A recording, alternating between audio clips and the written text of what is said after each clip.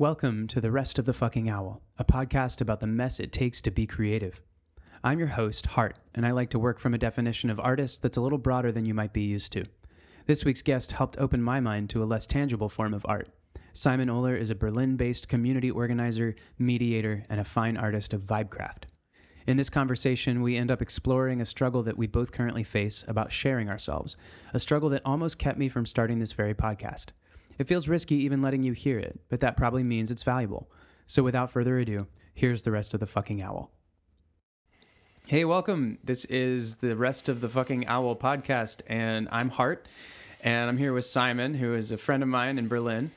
And this is a podcast about the mess that it takes to create art, to create community, to create anything in your life. And Simon is somebody who I find really inspiring to talk to, especially about creating community. So I wanted to start there, but also I know you're an artist, so I want to make some space too to discover more about your artistic life. And it'll probably be the most I've heard about it because we've compared some notes about music. But yeah, how would people know you coming in?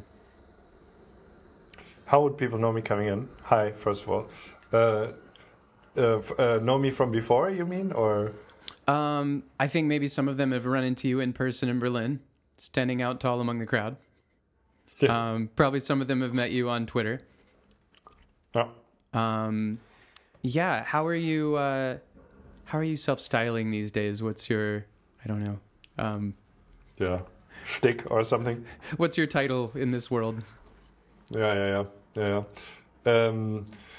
I think in the Twitter world, I'm like posting one-liners and organizing Tree Week or something at the moment.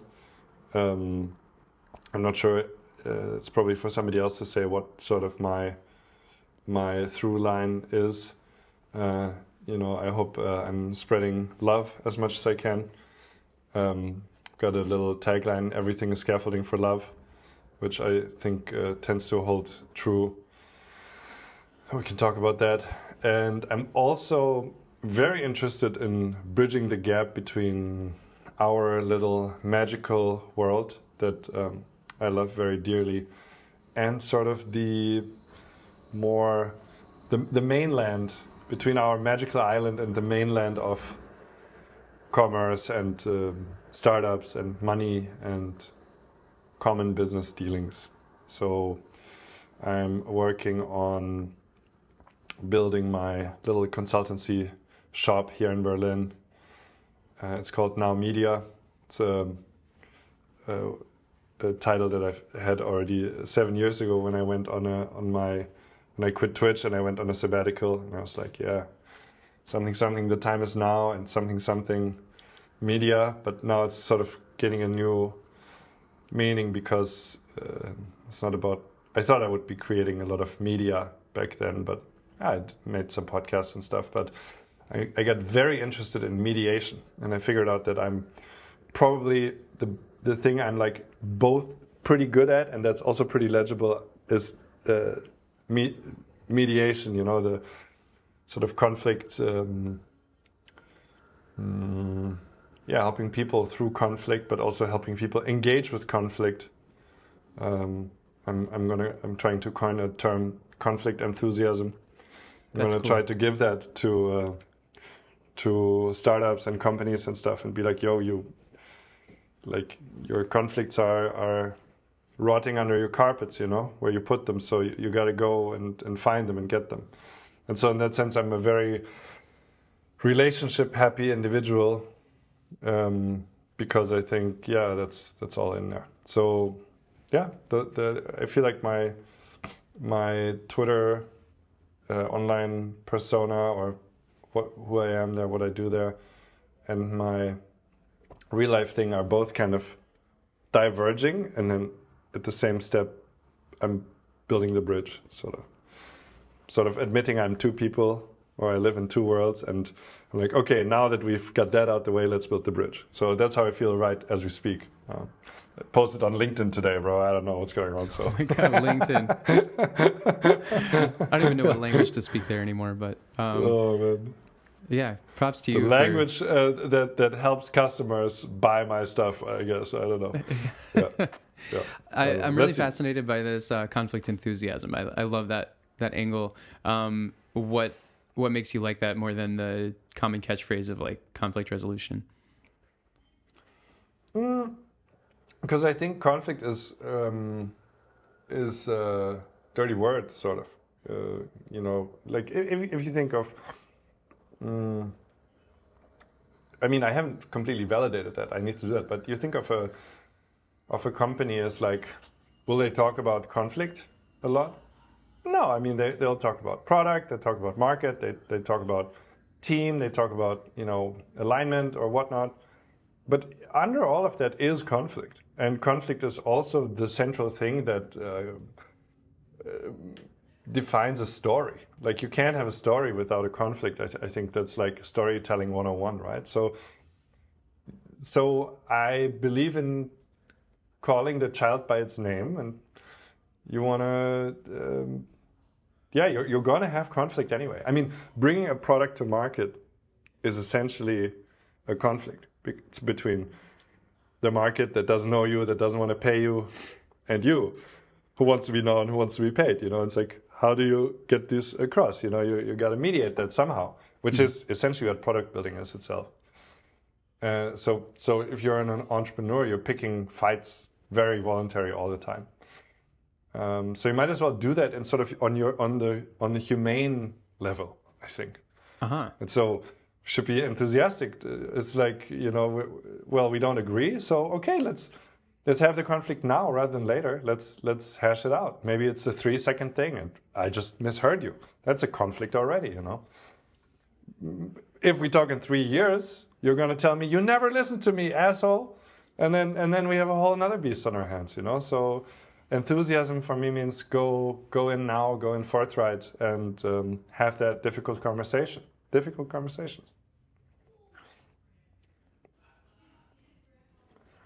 Yeah, there was a little bit of loss of audio at the end there, but I'm with you 98% of the way. And I think that people who do conflict resolution are often doing the resolution to try to avoid the conflict. And they do like Band-Aid solutions because that means they don't have to look at it again for a year.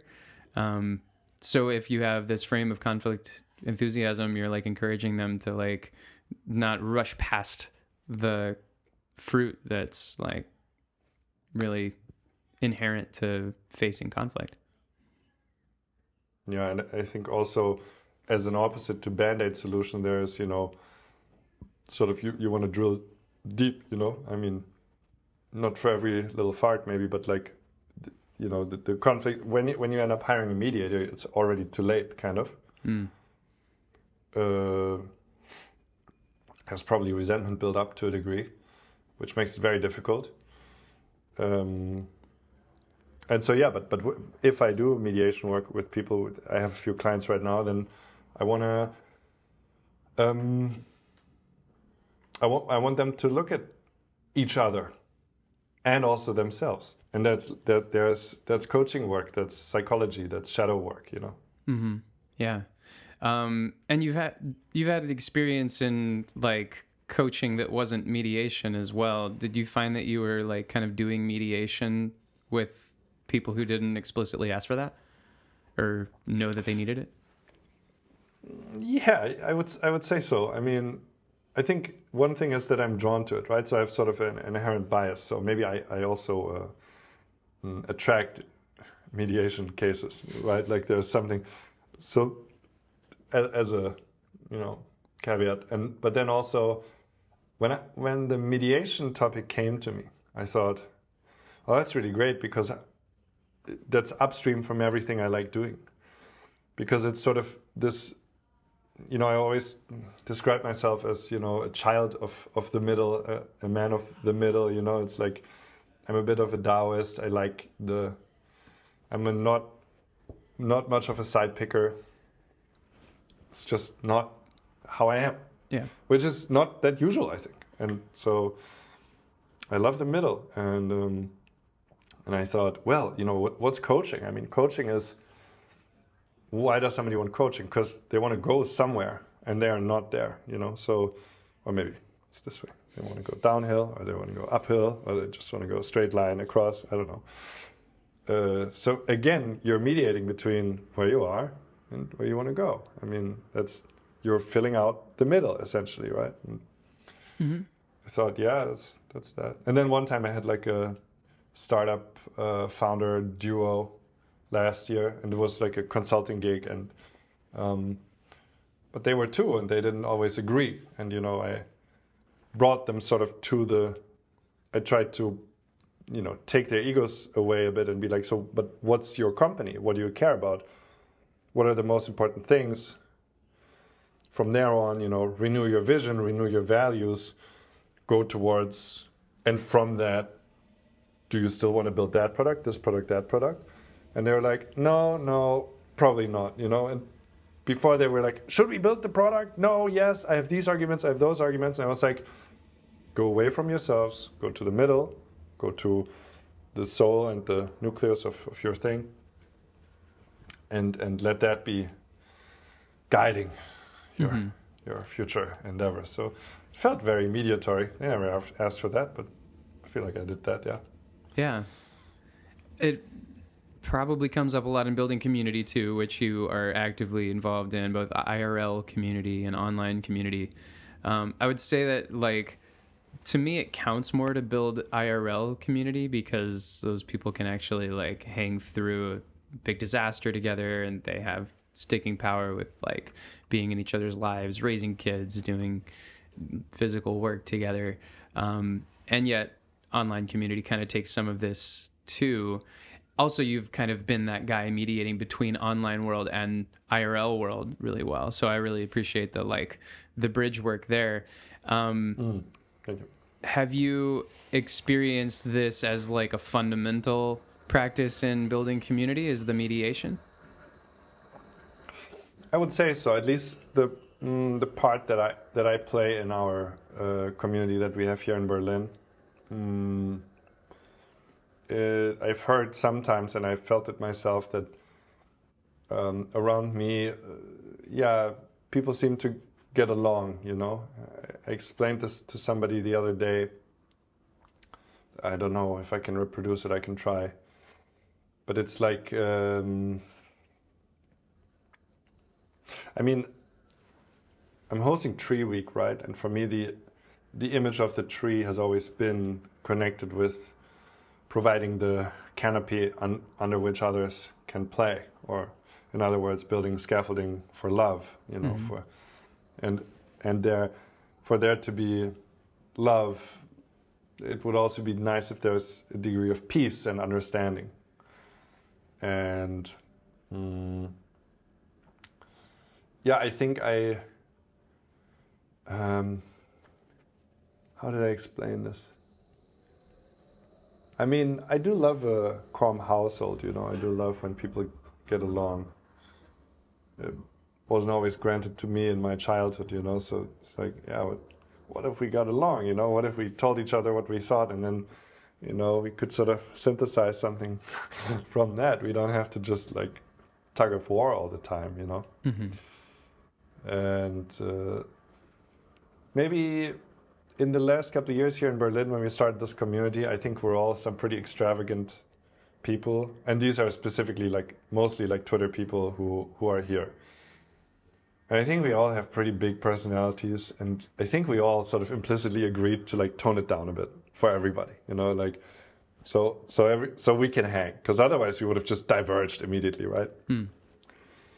And I think that's, in short, the energy that I bring a bit. It's like, hey guys, let's be normal, let's not yell at each other, let's not yell in general, let's keep it cool, let's keep it calm, let's keep it somewhat cozy. And that maybe goes at the sacrifice of a little bit of super authenticity and ambition and stuff. And I think we kind of agreed also as a sort of, there's a newfound, 1 year later, let's say, we're like, but what if we were a bit more ambitious? What if we were a bit more if we let it rip a bit, right? So, but if we had started like that, we wouldn't have come together. So that's, I think, sort of this mediatory spirit that I brought in the beginning. I have, and for me, that the basis in that is I have pretty good relationships with each individual. Like I'm a big one-on-one guy. I spend a lot of time one-on-one with people. I understand everybody. And then when somebody comes to me and it's like, that dude is an asshole, I'm like, I agree, and also, or I see what you're saying, but maybe you see it from their perspective, yada yada, Mm-hmm. Which is like kind of bread and butter of mediation, holding their perspective and the other, and looking at you that gotta overlap. hold both sides, yeah, exactly.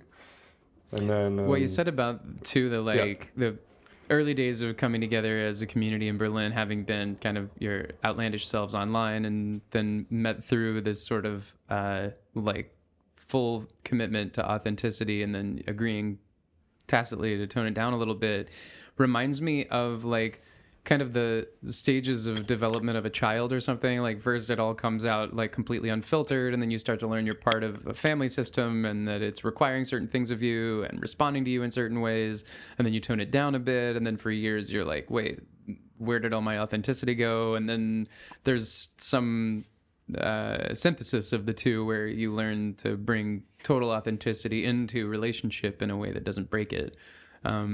But where would you say the stage of development is right now with the Berlin community? Are you adolescing? Are you like toddler stage? What's your read on that?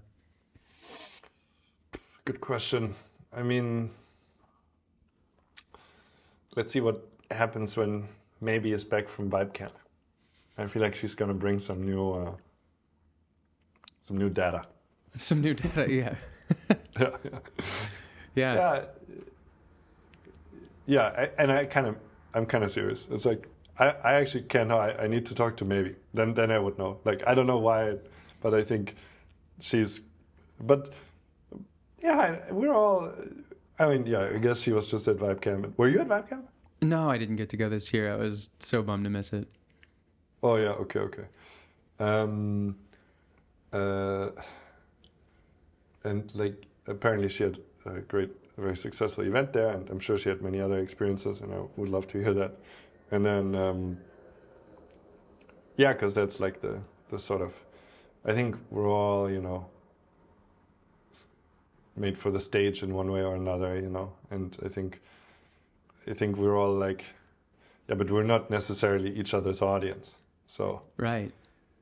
And I think that's important, you don't like, and so we built, like after 3 week, the Berlin gravitational field had a lot of influx, so we also created a group, like a Telegram group by that name, and we're like, okay, let's, for everybody who's coming by, who's not, part of our core friend group or whatever, but here people could congregate, or here's a basin to catch, or an on-ramp for people to meet other people of this spirit here in Berlin.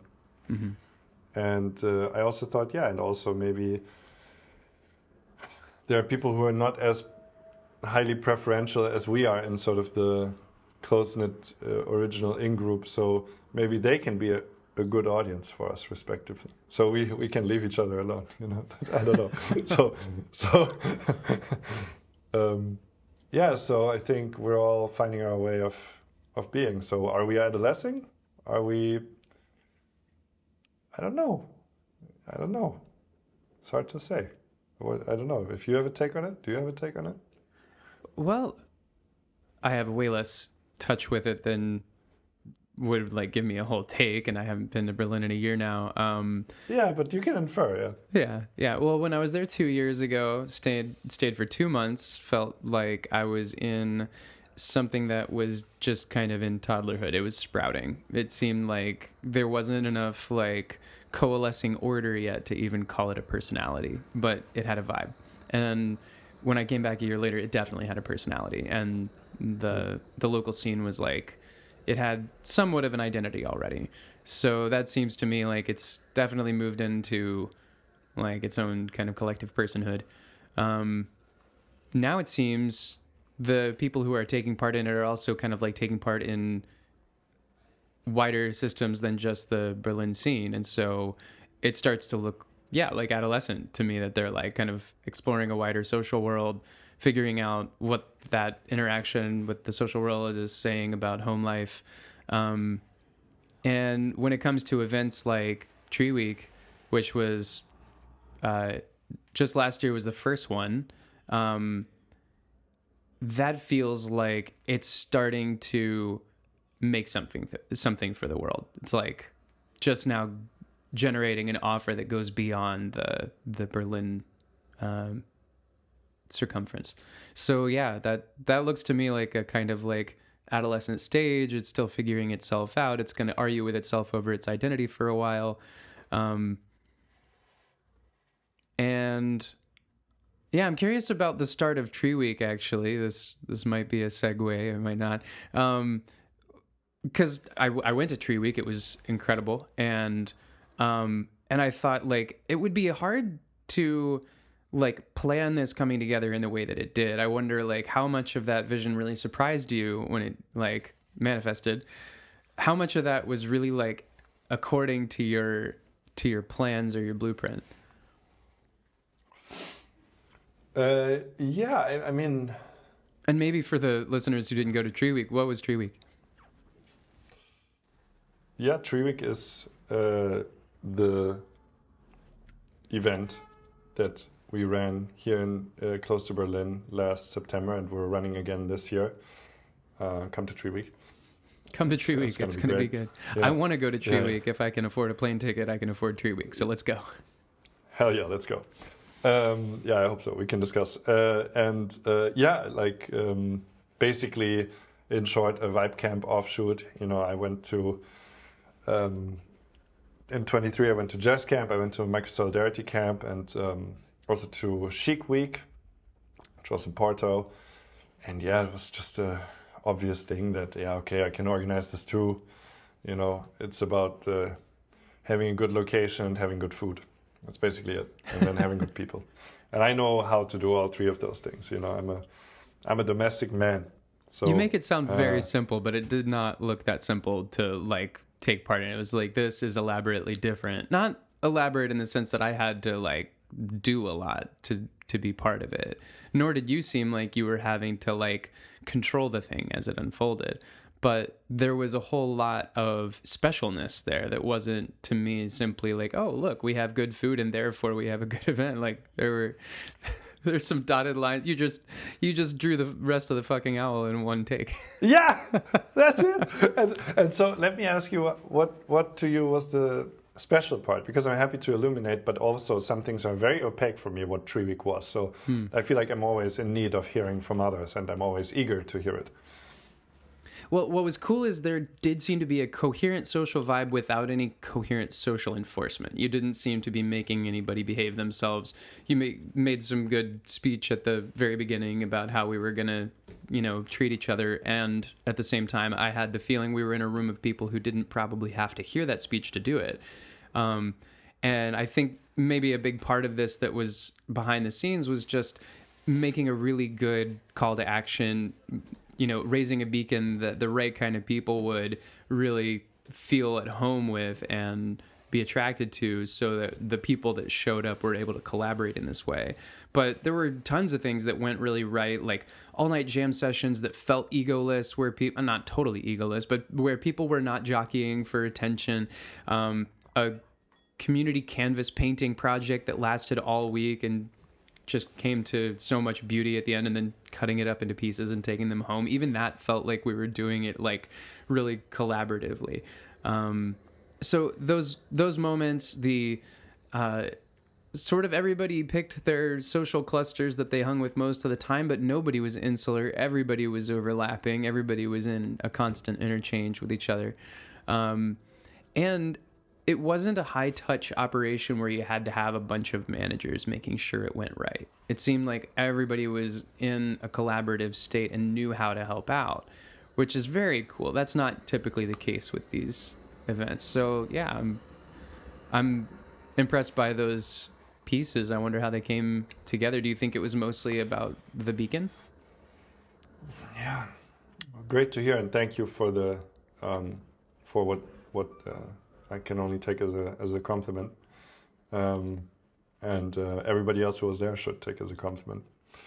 And yeah.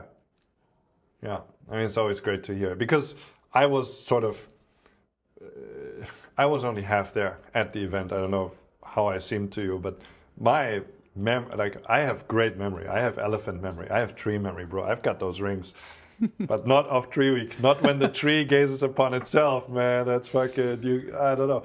That was weird. I think all the organizers, some of the organizers maybe know that feeling of like you're holding. You know, it's like, and it took a lot out of me, but it was great. And to your question, it's interesting. I mean, I think a main thing is that I said no to a lot of things. And I said yes to a few. And I said we have to have, Tree Week will always have the best food out of all Vibe events. It would be really hard to top that food. It was terrific every day. And what did we do? Well, we bought regional bio produce. There's a little bit of a premium on that, but in the high amounts that we're buying, it's kind of fine. And you know, I think Tree Week is a bit of a premium event, location and all. Sort of a old. What is it? What would you? An estate? I mean, it's like a chalet. It's incredible. Yeah. A chalet, a chaussee. No, I don't even know. A chateau. A chateau. It's at least a chateau. Yeah. And yeah, we have our kitchen. And I ran the kitchen with my brother Lucas, my actual biological brother. You know? Exactly. And we put a shit ton of work into that. I mean, he's very young, and it's a very big operation to run this, and it's his first. I mean, he's a great leader among his friends, like a natural charismatic leader, but this is a very big operation to lead. And I said, you know, do you want to do that? And he was like, And I was like, I kind of want you to do it, and we'll do it together, but, you know, and he was like, okay, you know, because the question was, can I do that? And I was like, you can do that, and I'll help you, and, you know, you'll get support, and we'll get it done. And so that's a huge part. I mean, there's just love in that, you know. It's a labor of brotherly love, the kitchen, and that is a core thing. I mean, you laughed when I said house and food, but actually though, yeah. But actually though, and I gotta say about Lucas, he was the most chill chef I've ever seen succeed at the job. And I've worked in a lot of restaurants. I've seen a lot of chefs lose their shit and throw pans at people and he was like calm as a cucumber the whole way through, and just like helpful and a servant to everybody who came in to serve in his kitchen. He was like, how can I help you help this world? It was just the right attitude the whole time, and just like a gem of a person. I was like, yeah, the Ohler family is made of good stuff. Your dad DJ'd too, and he was awesome.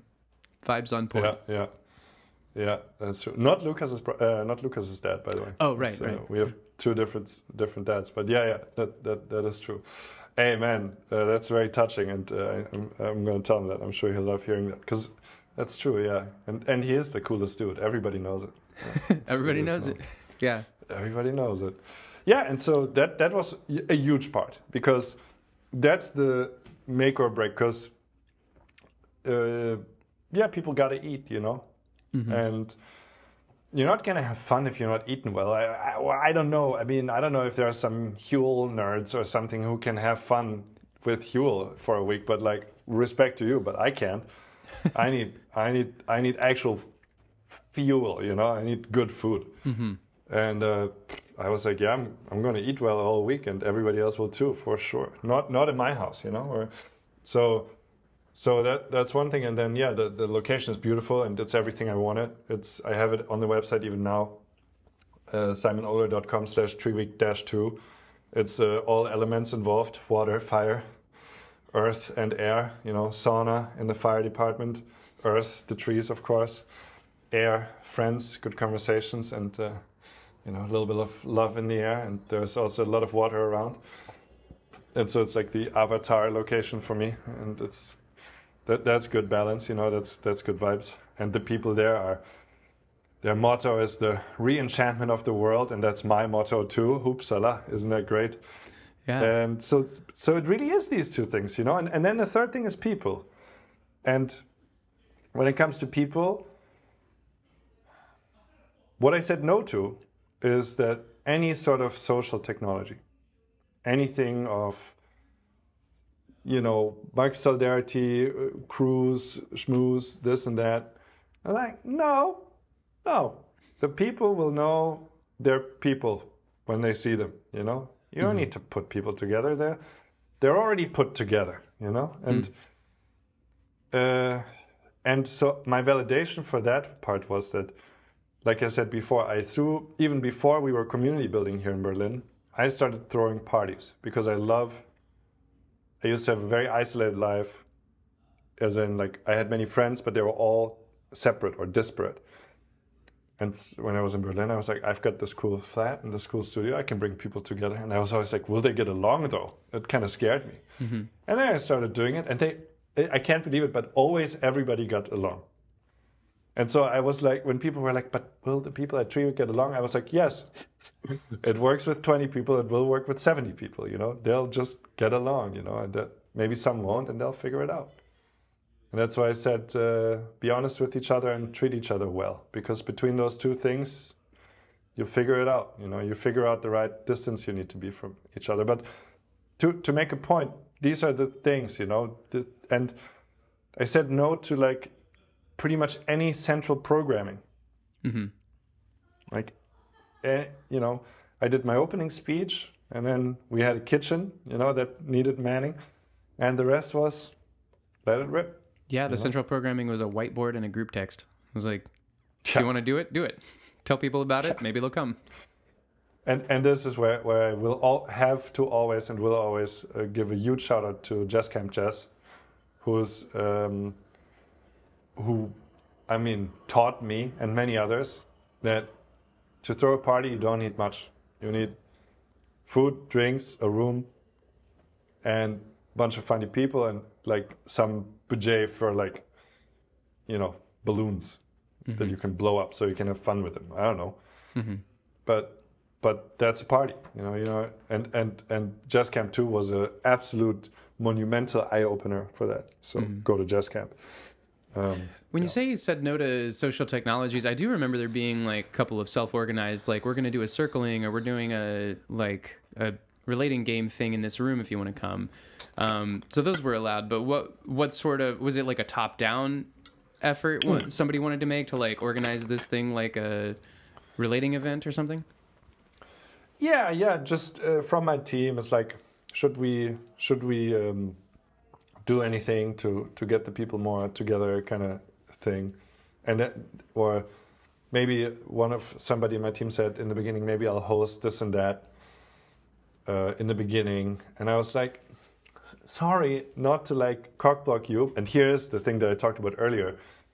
It's you're on the team, and so I don't want, from our side, I only want one central programming, and that's the opening speech, and I'll give that mostly, and that's my little ego trip, as far as you can call it that here, but I know I have to do this, and that will set the tone, and you all participate and you do your things, and then there was my birthday party, which was a bit of central programming, so there was a bit of a Simon show element in there, which I also needed to get over the, I needed to admit to myself that this is also a bit of an ego trip. Mm-hmm. Mm-hmm. Well, this is a really good, I would love to go down this track for a little while. Sure. Admit to yourself that it's a little bit of an ego trip. I had a lot of inner struggle about doing this, about this podcast. When I was starting the podcast, I invited a co-host. I think when I first invited you to do this episode, I was talk to me and my buddy. And I think part of my motivation for inviting a co-host was that I didn't want it to be a me show. And I was afraid of the spotlight being just a little too focused on me. And when he had to drop out, I really reconsidered whether to do the show at all. And I was like, can I hold this thing all alone, or is it going to become the me show? And then there was this sort of conflict about, is that wrong? Is it going to be bad if it's a me show? And really, it's a show about me and my guests interacting and what we can find from this exploration we do together. But it also feels like if I was trying to stay in the margins or whatever, I wouldn't be very successful at making a good conversation happen. You would feel like I had left you out to dry. And like that was a central conflict. This was also a conflict for me throwing a cabaret show that I recently did. Sort of a cabaret, not really entirely. It was like a house show. And it was like, I did a bad job at the marketing. I will admit that I just did a full-on bad job with the marketing because I didn't put my face on it, barely put my name on it. Like, kind of tried to make it about some other like type of event or party and didn't really own it enough with my identity, with my persona to like show people what they were showing up to. And my reluctance to do that meant, of course, everybody else had a reluctance to show up too. I had 12 people show up at the house show, and I was like, well, this is what you get when you don't show up. Is other people don't show up for you. But I'm really curious about your tangle with this question approaching Tree Week 1. Like, it was your birthday. It was definitely a birthday party for you, as well as this offer to your whole community. How much did you strive to stay out of it? How much of this was like you wanted to do more? I don't know. How did you go about that? Yeah. Fuck me, man. It's so funny.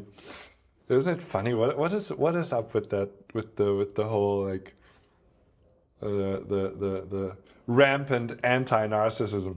I mean, I don't know. It's probably What's closet narcissism. Like, I'm the least narcissistic one of all.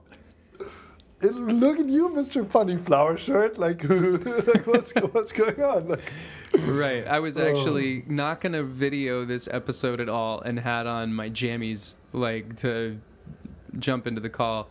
And you were like, let's tape the video too. And I was like, oh crap. Well, let me go put my contacts in. And change my shirt. Look at you. Look at me. We look great. Come on. You look great too. Yeah. Oh, thanks. It's a huge thing, dude. It's a great time to ask because I feel like it's a bit over for me. I'm a bit over it. I'm like, I am the man though. So what? I owe it to me and my surroundings. You know what? Like Mr. Tiger Shirt thinks he's not special. Like, of course I think I'm special. Like, what? Our whole community thinks they're special, and that's why they're suffering. I mean, come on. You're right. You gotta let it rip, you know, and that's exactly sort of the thing I alluded to earlier in our local community. It's like, yeah, but we should let it rip a bit more, right? We should like open our first two shirt buttons and our mouths and our eyes, and we should open everything up. We should open it up, you know, let it rip. Mm-hmm. So at 3 week 1, it was planned like, let me do it on my birthday because that's cool. So I have the excuse. So it's just a very big birthday party. It just happens to be quite practical that there's a culture emerging around me where people throw huge events. So I might as well throw a birthday party that also happens to be a teapot camp. I mean, that's how I justified it to myself initially, right? Mm-hmm. And then I had this other narrative that was, I also put that publicly, that's no secret, where I was like, I always thought I had to, get married in order to host all my friends in a giant garden party. Mm-hmm. Turns out you can just do things and you can just invite a bunch of friends and you can ask them to pay money that's fair for a week stay at a chalet and get fed well, that's cut some onions. I think that's just possible. Like that's what money is for or something, I mean, sort of the commerce question is always huge in this what did I call it? Rampant anti-narcissism. May I charge money for anything? It's like, people want cool stuff to happen, Mm-hmm. And I sort of dug through a lot of these blockers, and then one of the major ones came when, and you kind of sniffed that out there when my friend Jocelyn, who's also part of the Microsolidarity team, works closely with Rich, and she joined our team, and I think she's hyper competent and fucking great to have around. Big shout out to Jocelyn, and so she was like, yeah, she's the one bringing up Cruise and the Microsolidarity technology and stuff, and I was like, sorry, no, like, I mean, fair point, but no. She's like, why? And I'm like explaining the whole tree logic behind it, and no, the people will get along and the people will find each other, and that's the social technology. It's that there is no technology. It's that you'll throw yourself into the deep end, if it's a deep end for you at all, and you'll come out as a swimmer or closer to a swimmer, and you will not drown. It's not going to happen. And I know this, and I stand for this with my name, and so. And then she said to me, she's like, so Simon, I think I'm realizing one thing here. Like, and I just, no offense, I just want to be clear about it. And she's like, this is not a collaborative organization, is it? This is a Simon thing, and we're helping you. And I'm like,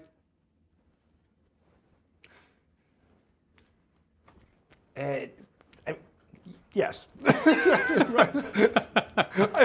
I wish I could tell you it's not like that, but yeah, exactly. You don't have. If I say no, it's a no. It's just how it is. Yeah. Well, and I thought, and then the dam was broken. I was like, all right, no, this is me doing a me thing. God damn it! But okay, it actually feels quite good, and I really appreciate Justin tickling the truth out of me there. Yeah. If she hadn't, you might have been trying to convince yourself it was another thing. And I like that you owned it instead, because that really did work. For you to just own it. This is Simon is the CEO of this event, and this is gonna follow these sort of openness guidelines. And no, we're not doing this social technology. No, we're not doing that, scaling strategy, whatever. What it had for me at the end of Tree Week, I remember looking back on the whole week and not having a system or flavor of social technology to pin the good on. I wasn't like, oh, this worked because Microsolidarity works. I'm sure it works. It's like I've seen a whole lot of good results from it, but Tree Week didn't work for that reason. It didn't work because people all got together around an ideology, or everybody liked circling, or people wanted to all make music. It was like humans in their natural state can collaborate in this way, and they organically figure out how to, and it generates raw beauty without putting a label on it. And look what you can do. And I think a lot of people felt really empowered by experiencing that. Great to hear. And I think so too. And again, for me, that is the most excellent jazz camp spirit. I think the courage to just do it like that, I definitely picked up from jazz / being at jazz camp. Mm-hmm. To be like, oh yeah, right. I mean, we're all hyper pre-selected, and that's the other thing, right? We have pages and pages and millions of pages of Twitter timeline to sharedly look back on, right? So, I mean, there is an ideology, but it's very nicely decentralized, and so it's just a shared knowing of what the hell we're doing, and mm-hmm. Everybody has their own reason why they're here, and it's about coming together as real people and doing some peopling, some mm-hmm. humaning, So, like you said, it's a humanistic urge mm-hmm. to, and I really believe in these base things, in these. You have a nice room, you have good food, you cook that food yourself, together with the greatest chef of all time, my brother Lucas, and then the rest of the time you do whatever the fuck you want, and you're in nature, so you can gaze at the stars, or you can, make a fire. It's all kind of these non-fancy things, Mm-hmm. And your entertainment is not a band. It's the others. If the others form a band, great. Which they do. They did at least 3 times that week. I mean, fuck. I'm listening to a lot of Jung right now. And he was just casually in some sort of other sentence was like, music is God. And I'm like, oh yeah, that's right. So you congregate around food and music, and that's the essence of jolliness and merriment. Is it not? You touched on a music metaphor before. I don't know if you meant the double entendre, but you said like the bass things, and I was thinking about the bass guitar or the bass roll in a band. Yeah. And you played bass, right? Yeah. Or you still play bass, I guess. Yeah. And this is funny because from maybe the first week that I met you, before I knew that you played bass, I was in my mind, as I often do, cooking up like what band I would start, like who would I put into this band. And I was like, Simon would play bass in my band, because the role of bass master is just like something you exude. Your vibe says to me, this guy understands bass notes. He knows how to lay down the vibe. He understands the rhythm of the room. He knows how to permeate this space with like peace and solidity. And then when people show up and build on that foundation, they have the stability to like make their beautiful vision come true. And that is kind of how Tree Week got started. You just started some bass notes and people were like, oh, I know this song. Well said. Nothing to add. Nothing to add. Well, I'm curious about your experience of literally playing bass. Did you have like sort of life lessons come out of playing that role? I can tell you that I was not the greatest guitarist. No, I mean, I played much more guitar than bass. I have 3 guitars here and 1 bass, and in my band back in the day I played guitar. But I played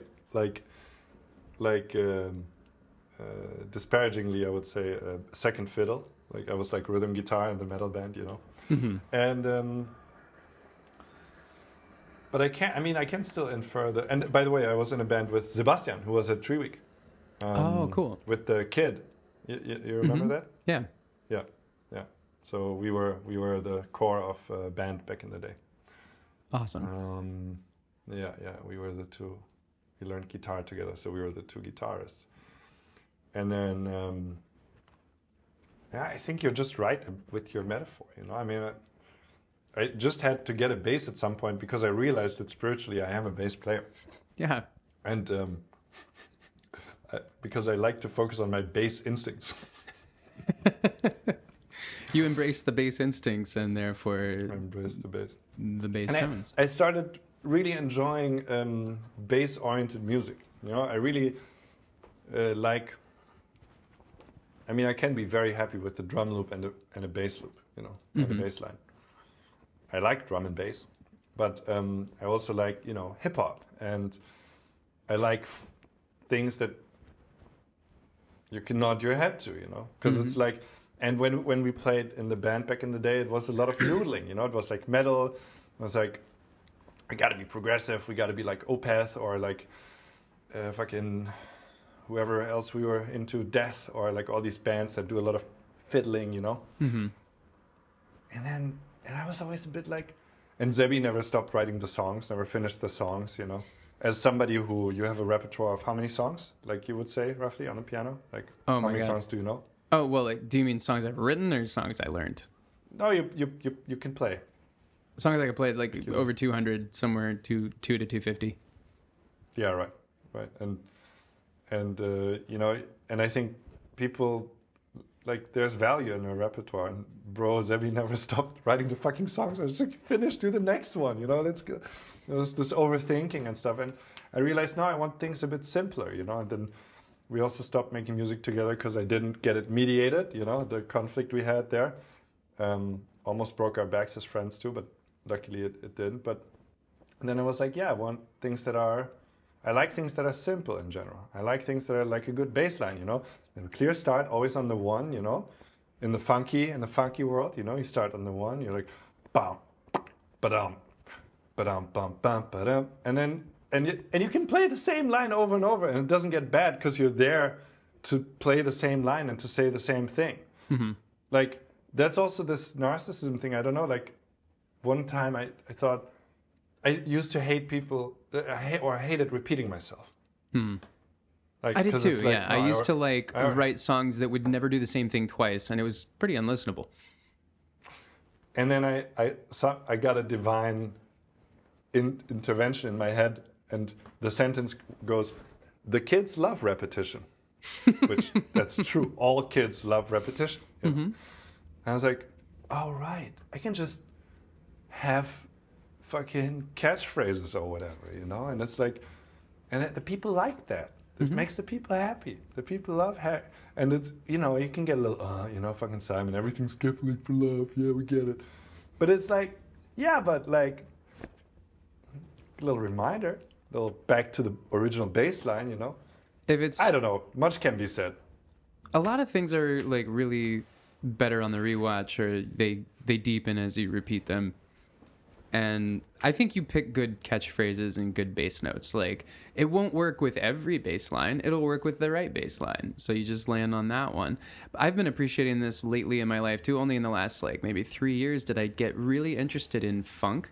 And funk is like jazz that fucks. It's like, I mean, some jazz fucks, but funk definitely does. And it's like, you can feel it in your body. It moves you instinctively. You don't have to know music theory to have a deep appreciation for funk. And also it helps if you do have a knowledge of music theory, because then like it'll call you back down to your own animal body and bring your music theory with you. Funk can like really enjoy all of that.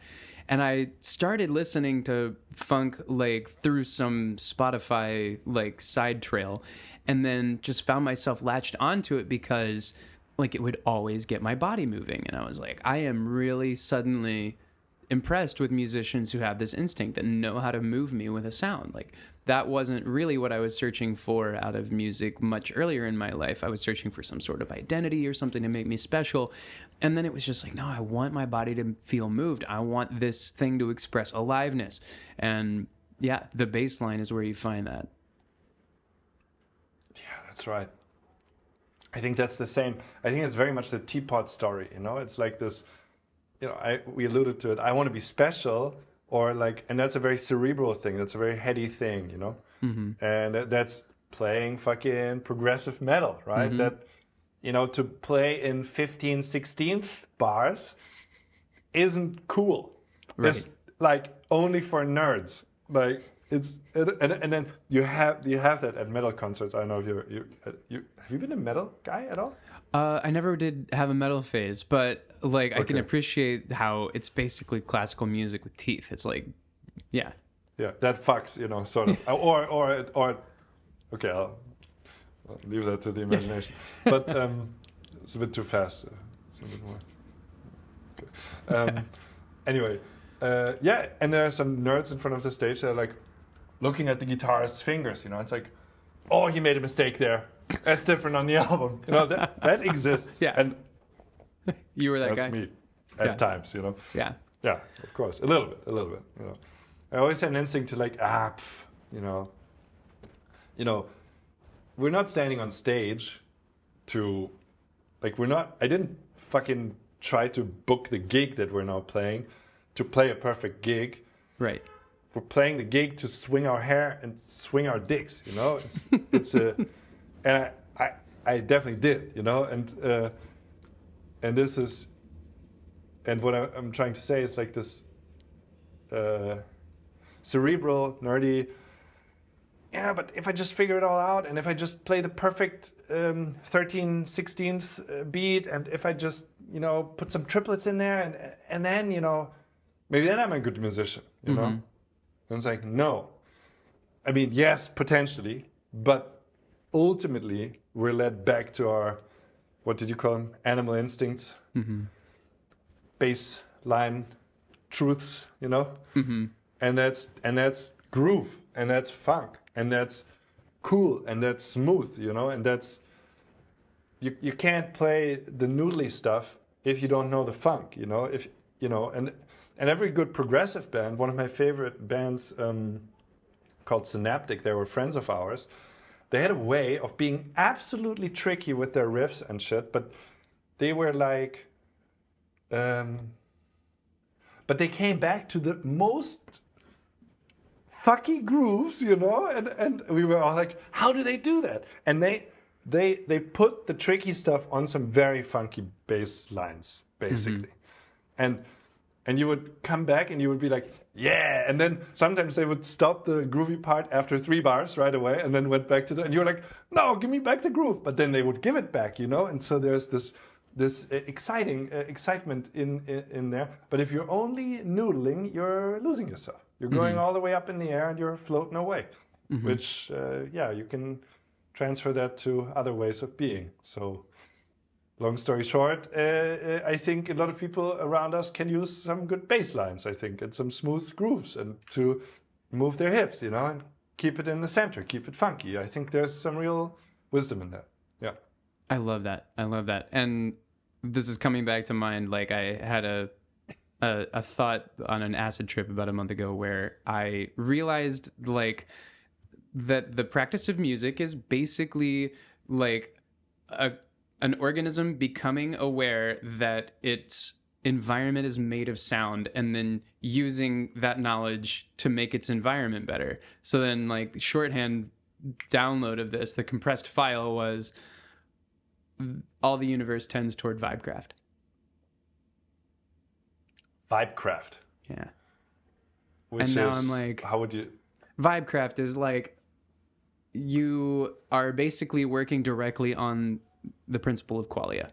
You're just basically creating good times or creating times, creating experience. Yeah. Times at all. Yeah. Okay. Yeah. And then I like started kind of gazing around the room and looking around my life and realizing like all the creators I most want to talk to, all the people that I want to bring on this show, all the people that I like want to co-create with are like excellent vibe crafters of some kind, vibesmiths. And that was Tree Week to me. It was like Simon just vibesmith the shit out of this place. That was awesome. I love that. That's great.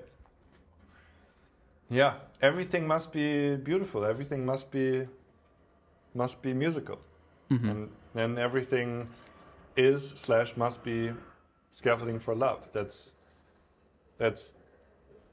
where it points. Mm-hmm. Yeah. 100%. It must be Vibecraft. Fuck yeah, that's nice. Yeah. Well, I'm curious about like building kind of continuity with a community. So it's not just events, it's not just like the space of a week-long container, but when you're kind of looking at the what's growing in the fields of Berlin, how do you sort of apply the lessons of those little week-long containers? Like what has made its way into your everyday scene from doing Tree Week? Good question.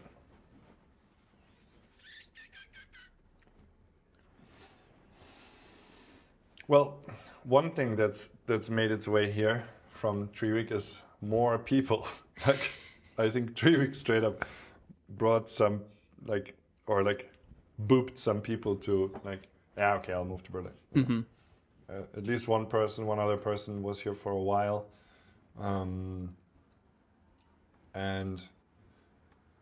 we made an effort to have office hours, and we rebranded our office hours now into field trips, gravitational field trips, you know. Nice. Which is more the spirit, I think. Every 2 weeks, because that's like, every week is hard to host. I mean, that's a real fast movement. But so, and that's great. That's not nothing. You see, I'm hesitating a bit because I'm like, so what has, you know, what's, I don't know.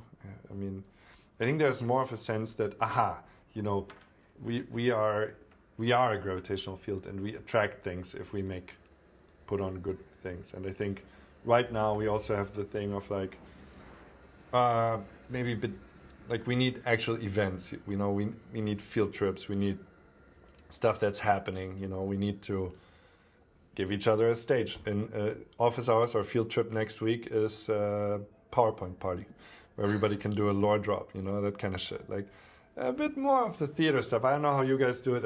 I mean, you have Fractal, right?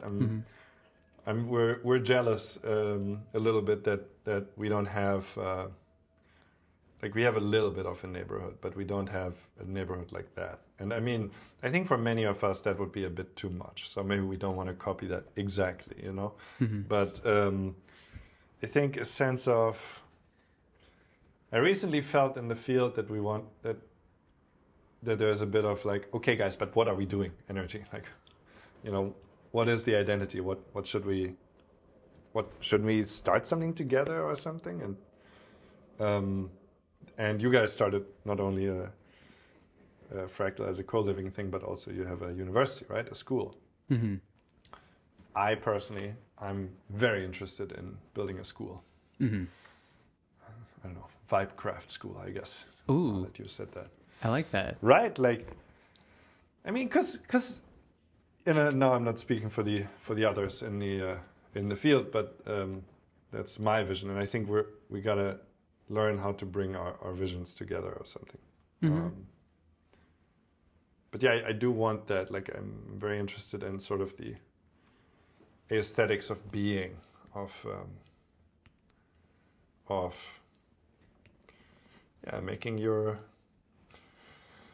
making speech musical, making conversation musical and beautiful, making,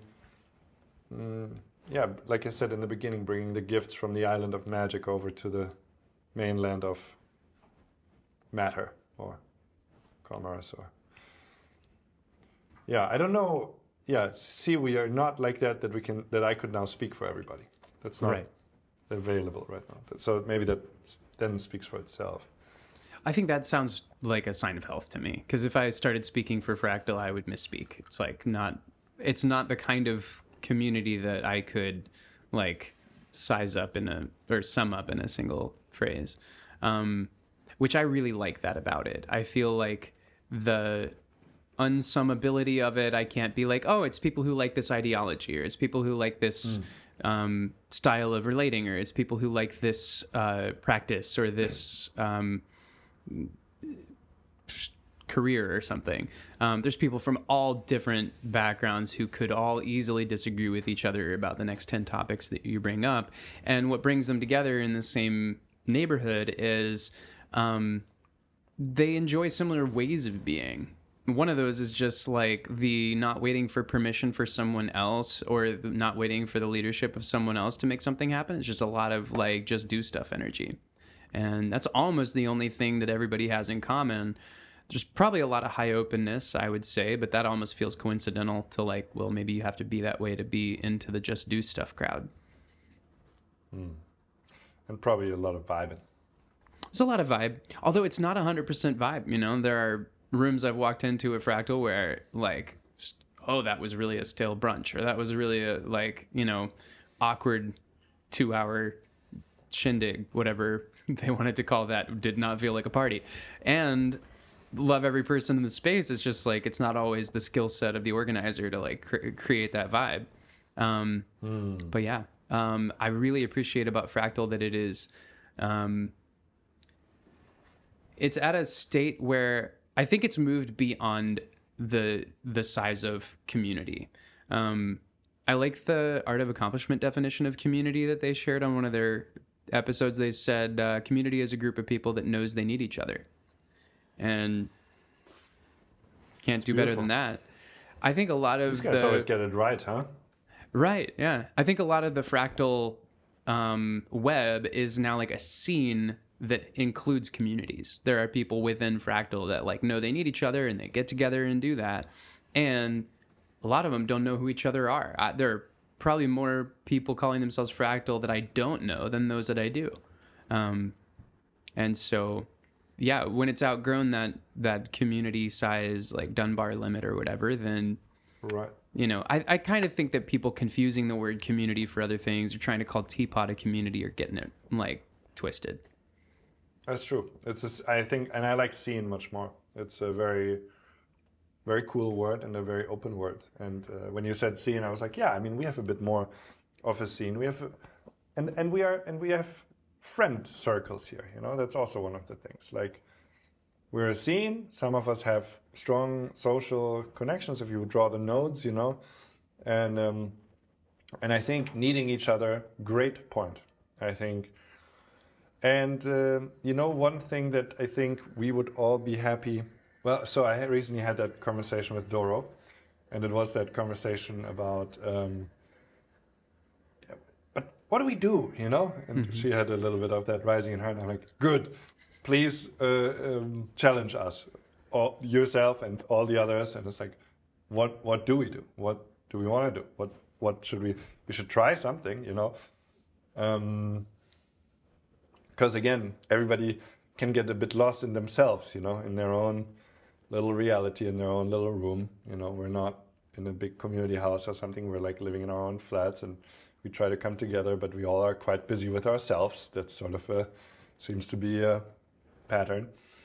But one other thing that apparently another person also observed about who, like when we hang out, what seems to happen is that there's a lot of good laughing. I really like that. As some other communities or scenes in Berlin are a bit more hippie, and they're a bit more keen on like other forms of intimacy, because laughing together is a great form of intimacy.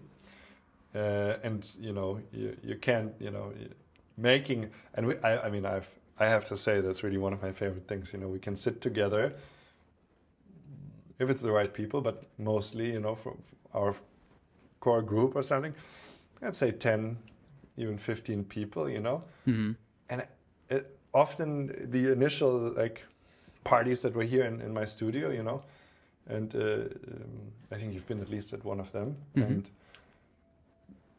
somehow it happens all the time that the group becomes its own central entertainment, and it starts spinning up some sort of improv-y, but it's really just a circle that talks to each other.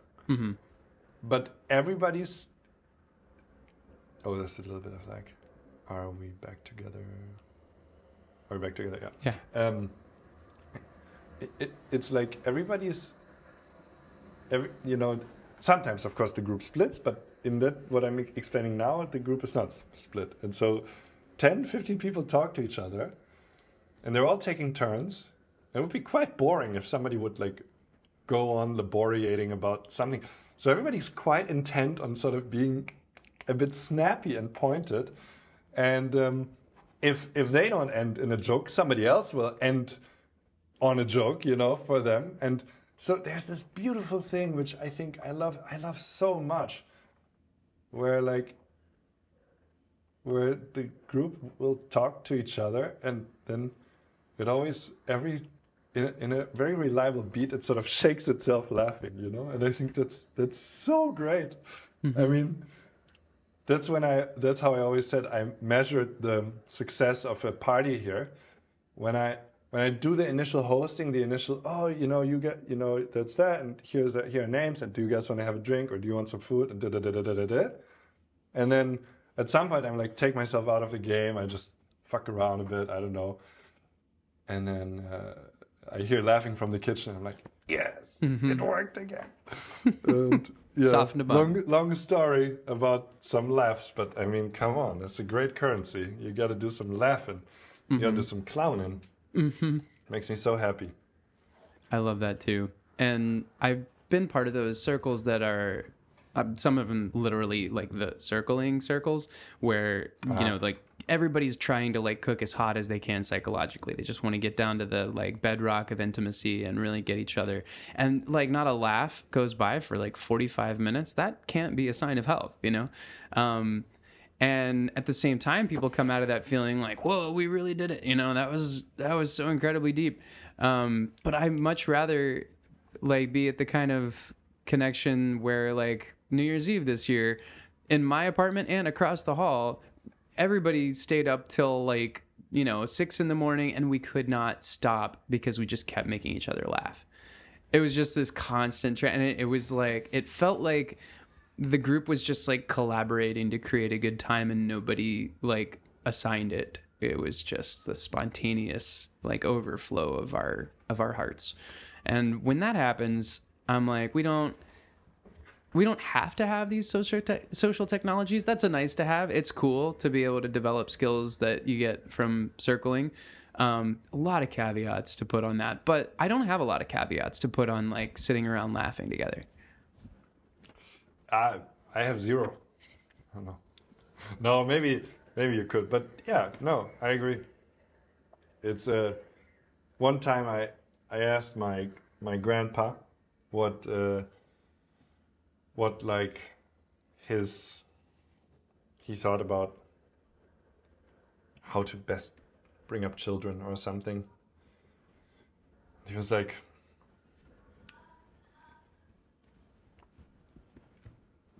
a rather quiet man he is. He was thinking for a minute. He was like, yeah, well, I think I always just tried to make him laugh. And I thought, man, that's fucking good. Thanks, Grandpa. That's cool.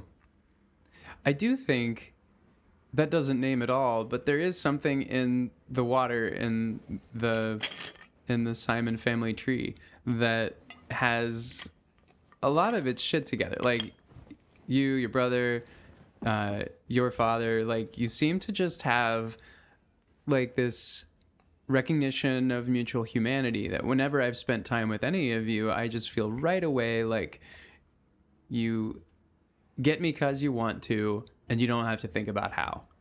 And I think we all have that, but maybe it's just like your grandpa knows it goes without saying. You try to get each other, you know, care for each other, whatever. Try to make them laugh is like, yeah, it's left field, but it's good. Pretty advanced social technology. It's not that easy. It's not that easy to make people laugh. You kind of got to know what you're doing. It's true. It's very true. Have you ever tried stand-up? Once. How'd that go? It was I think I had a pretty funny bit, but I definitely overthought it, and yeah, definitely. And I was there with my ex and another, like my an ex roommate of mine, and they were both not the funniest people. So me doing a very vulnerable, making people laugh thing, mixed with what I think stand-up should be, and not having my in-group be fucking Simon, but like when I came down, I was a bit like, nah, it was a shit gig, you know. Ironically, I made a lot of jokes about poop, so it was a shit gig. But and Maria, oh, maybe shouldn't name drop, but my ex was like, yeah, I can see that. And I was like, no, you're not supposed to say that. You're supposed to say, no, it was great, babe. I was just like, oh, fuck me, man. Why did you do that? But one girl came up to me and she was like, and I must have looked hella bummed out. Like, I think I definitely was a bit out of my depth. And one girl came up to me and I was like, I think I should tell you. I thought that was really fucking funny. And I was like, thanks, but okay, but thanks. Yeah. What would really tell me it was fucking funny is if the room was laughing, then we'd know. Yeah. And see, I don't know how many laughs I got. Because I was way too obsessed with myself, right? I was like, I'm doing stand-up, it's hard, you know. Mm-hmm. I'm supposed to, I don't know. It was just the first time. What's the first time, right? Second time's better. Yeah, I've not done it once formally, but I've like emceed shows and I've done plenty of banter from the microphone when I'm doing like music and whatever. Sometimes you're on, sometimes you're off. I don't really get away with planned bits. Anytime I plan them, it's always like, the timing was wrong, or they weren't along for the ride or something. But when it just comes off the cuff, then it's a whole lot easier to land those. Yeah, I for sure, I'm not. No, I have this thing in mind where one time I was talking to some people in Holland, like a company. We thought maybe we'd work together, so I came by as a guest to their company meeting, and I was like, yeah, and they just went round, and there were some guests, some internal people. Everybody updated or gave a check in what they're doing, and I just was there, and I was like, nobody knows me, right? And I'm like, yeah, I'm here because we met there, and this and that, and then yeah, I don't know, They had a little chat, and for some reason, and that's why I was like, they laughed after every time I made a point. I was like, who am I? What am I doing? What is this? What is this? You know, that's when. It's kind of still a bit obscure to me. Like, okay, I know, but I mean, did I make them laugh, or did I say something funny, or what? What do you think is that with the off-the-cuff kind of bantery? How does that work? I don't know. I mean, it's different for every crowd, but I think that in crowds where I've really killed, I had some sort of like mood going on to stage where it was a kind of like optimism for our connection. It was like, y'all are going to love this. Or kind of feeling like the mischievous little kid, like I know where to poke or something. Like I didn't have a lot of pressure to like perform a certain way, but I did have a feeling already that I was getting along with the audience. And when I have pressure, usually it's also with a story that I'm not getting along with the audience, and I've got to make something change to get it right. And then it's just downhill. Well, that kind of hits me hard, but yeah, I see. Did you feel when you were in that meeting, like, you were like kind of already like in a welcome zone or something, or maybe the stakes were low enough you could just kind of fuck around and find out? Yeah, I mean, I had to say something, right? So might as well say something funny. I think like, I think my face does a few things, or like my demeanor, and like, yeah, it's just. But what you just said hit me kind of hard, like because this is like, I experience that a lot right now in like business, where like, oh, I think I have to, convince them of something or something, and there's such a crampy thing going on there. And the same when I was doing stand-up, right? And it was like, I'm doing stand-up, that means it's hard, it's like I'm pitching my business, that is hard, so it's like it has to be hard. Fucking, it's so stupid. I don't know, but yeah, I think that's whatever that is the opposite or something.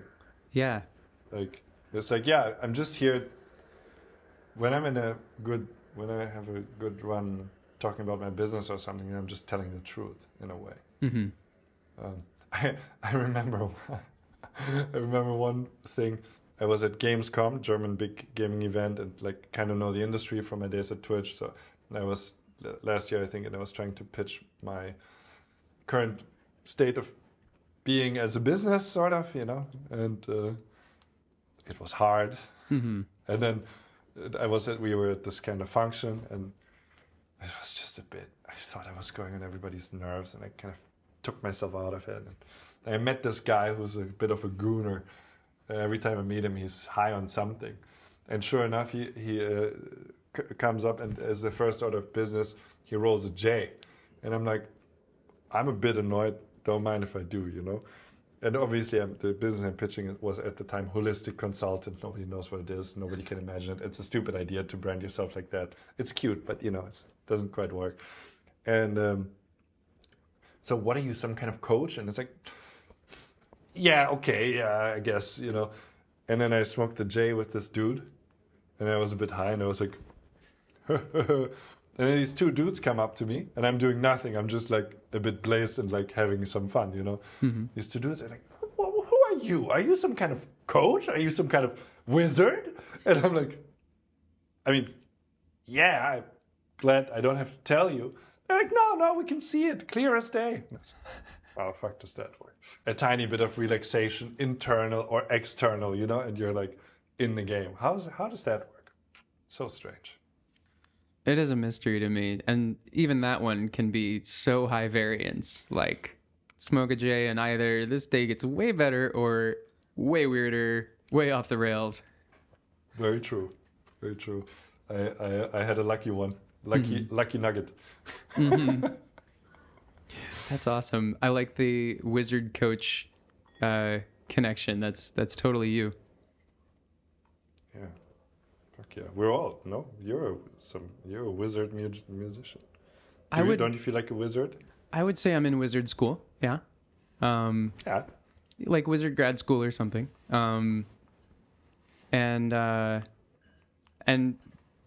it does kind of feel like the vibesmithing like practice is like all to do with the untouchable non-surface like elements of the craft. So I noticed this thing when I was like performing on ships and I'd be like just in the lounge playing the keys. I'm not the center of attention. I'm not like the show. I'm just like the guy in the corner. And I'm on a microphone and everything. So like anybody in the room can hear me, but they're not like focused. And I'm just watching kind of like the human zoo and playing along. And I would experiment with different vibes that I could put out into the room. I was like, let's see if I can just like kind of see, like watch the feedback when I change my disposition. So I remember one time I'm playing through this song, it's kind of rowdy, and I'm not doing the rowdy version of it yet. And I'm like, really, this room needs a little bit of a pop. And so I asked myself, like, what if I just go Elvis mode and do this whole song from the hips? I'm seated on a piano bench behind the piano, and no one can see my body move. So that's not what's vibing in this space. But immediately as I'm like imagining that I'm singing the song from my hips, the whole room's vibe changes. I watch a guy approach a woman and ask for her number. I see another couple start dancing. This woman who's like very attractive comes over and like starts flirting with me and takes a picture of me. It was like, this is all within about 15 seconds of changing my frame. And I was like, so wizard school should be a thing. I need to learn the rudiments of this craft. And it's wild that like so much can change when you're just kind of amplifying music through your body. Damn. That's great. That hits. It's a fun laboratory. Have you ever like had that experience with making, like doing jams in music? I think I haven't made enough music like that, I think.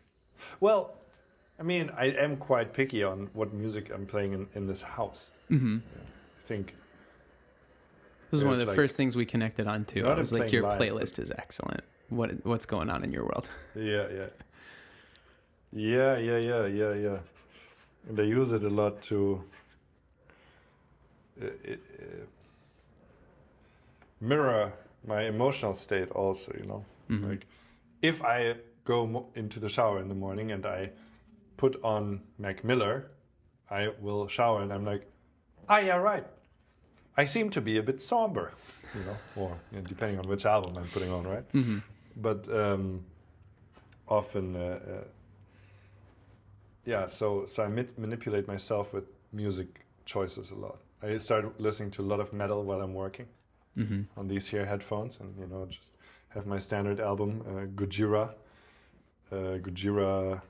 Magma, I think it's called, the blue one, and just the song just makes me go. It's like I think I heard this first from like Ryan Holiday, who was like, for writing, just listen to the same song over and over, and I'm like, okay, same song, it's a bit insane, brother, but like same album I can do, and sort of 40 minutes of the album gets me through. It's a good Pomodoro, good long album Pomodoro, something like that. Yeah, I think.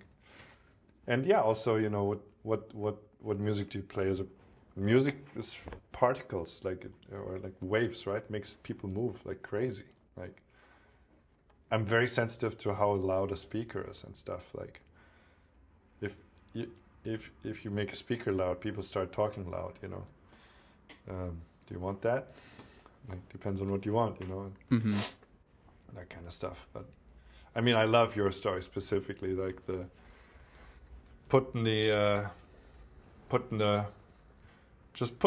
mental hip swing in or something, right? And then and suddenly eroticism. You know, It's just like whoa. in the room. And I was like, Yeah. And there's another interpretation of this, which is that maybe I was riding the same wave everyone else was riding. And that's why I got the idea to like sing from the hips. Maybe eroticism had already entered the room and I was just part of that. Tomato. It's both is most likely true. Both is most likely true. Vibing is a two-way street. Sure is. I think the most egregious wizard moment I had with Jesse Hinterlander, Yol Tartar. Mm-hmm. And we were at Micro Solidarity Camp 23, and I was low-key a bit bored because we had like jazz camp the whole week before, and it was like the second week of summer camp. And what's a good summer camp if you don't get a bit bored? Mm-hmm. And the vibes were a bit different. They weren't as like hungry as jazz camp was, which I really loved because I was very hungry at the time, or maybe thirsty. Met my girlfriend shortly after all that, so the thirst was quenched. But and fucking Jesse texts me. I'm just on a walk with Positive Loop, I think, and we're coming back. We said hi to the horses and get the text from Jesse. It's like, hey brother, do you want to do a magic ritual or like a magic secret mission or something like that? And I never typed yes and send so fast in my life. I was like, yes. I don't know what you want, but yes. Yeah. And then we have a Twitter thread about it and stuff, but we had this whole magic ritual about where I shaved my beard for the first time in 10 years, and we did some I Ching magic, and we set it all up. We just set up a ritual, and we just said what we wanted, and we thought, how could we get it? And nothing was mechanical, right? It's not like, how do we get the piano into the window and we get the fucking pulley? And no, it was like, I mean, in principle it was the same, but we just used mental and spiritual mechanics and breath work, which is the most mechanical part of it. Mm-hmm. It worked. It was like everything changed that day. It was so strange. I changed my face from not being very insecure about my short jawline and always having a big beard in front of it to being clean shaven. Everybody was like, Simon, you're beautiful. You're so cute, you know? And I'm like, I'm cute now. You know? Total identity shift. And it's going on till now, you know. My girl just moved in with me, and there's a whole like the soft arc that has been going on, the softening, the grand softening is still going on, and there's femininity there, there's cutiness there, there's all that stuff, you know, and I can trace it back to the ritual, and you know Jesse needed me for the ritual, but I needed to do that ritual too, because I said to him, maybe you could shave. That means I need to shave. Fuck! You know, I was like, oh, god damn it. I was like, oh, you got me there. Okay, fine, you know. But I was really scared of it, you know. But we did it. And wow. Life changed, you know. Yeah. Oh my God. You wouldn't be the person that I know if you hadn't been through that. That was before I met you. That was before you met me. I maybe wouldn't have met my girl. Maybe Jesse wouldn't have gotten together with Alex. You know, it's like... And so maybe I can propose a topic for you, because I think I also have to go somewhat soon. But I thought there was one loop that in my head we didn't quite close, and that's sort of the how to say this? Well, embracing the narcissism. Let's say embracing the narcissism. What if we talk about that? And I thought maybe we can talk about that and finish that loop and talk about your show, of course, but a little proposal. Talk about, I don't know, like, you know, gas ourselves or each other up a bit into what the great things are we could do, you know, how we can draw the rest of the fucking owl. Because we have the two circles, everybody, we're all in the places, but like, I don't know, what's the rest of the thing look like? And we're all called to draw it, right? We have to complete our beings. So I was wondering if you were up for that, or maybe you had something else planned, or let's I don't go. The minute you said it, I was like, this has got to be the right direction because it's the most uncomfortable one for me. So yeah, let's do it. Okay, let's do it. Because for me too, a little bit. Yeah, well, obviously, like the biggest hurdle for any like trait that you want to like integrate is, are you conscious of it? Is it doing you, or are you doing it? And I think in my past, where I was like really unconscious of my narcissism, then like egolessness was a really big identity for me. It was like I had to be like the smallest and the selfless and the servant and the like, and if I got any recognition, it had to be for like giving up something or being like the most humble, which is just, it's such a trap, it's like, I get it though. yeah. And when I put this shirt on, I thought about it a bit as like, this shirt I was in character when I bought it. I was in character as Johnny from the like LARP we did last year. And I was like playing a character who was much more comfortable with his narcissism and was like, it's just a tool for the trade, like I get up there and I play this character and that, helps me make art. And so putting this on, I was like, you got to show up. You got to show up as fully as you're able. And so then I also kind of had to like step into the discomfort of like being seen. Being perceived is like very, very spicy. It's you step up on a tightrope as soon as people perceive you. And I think that's one reason that the avoidant thing, the unconscious narcissism, was like my playbook back when it was that like I would rather not be perceived. I didn't want to be on the tightrope. I didn't want to be at risk. No skin in the game. No thanks, not for me. And now, like, I've just got to lean into it when it's here. Yeah, I'm curious with the like shaving your beard and kind of like coming out as a whole face. Like, what did you feel? Did you have the like ring of power moment, temptations with narcissism, being perceived as cute, stuff like that? Oof. Yeah, I mean, the beard thing, yeah, was a huge call to, with Positive Loop, we were in Medley together, and he said, maybe you got to lower your armor a bit. You're always a bit armored. Also before you and I met, but yeah, it was like a little bit Mr. Extra Cool guy, dressed well, always cool and smooth, I've been talking about it, like kind of a bit mediated personality, a bit like, yeah, I don't want so much, or I don't, I'm cool, I'm fine, Also the very toxic dating advice that's like, don't let her know you're into her, it's sort of the long tail of that bullshit, right? It's like, how's that gonna work, And yeah, and I used to have a very big beard, like big, massive beard, and yeah, it was all, it was, the biggest chin in Europe, or the man with the smallest, and yeah, it was a huge compensation act, right? And so, Positive Loop was like, yo, like lower your armor. How about that? I was like, I have a YouTube video about that, lowering the armor, and it's post beard shave. And I was like, yeah, fuck, I gotta let people see my true self, and that's not I'm not that. I'm already pretty tall. If I have a beard like that and hair like that, I look a bit bestial, and I'm also a small boy, I'm a very vulnerable being.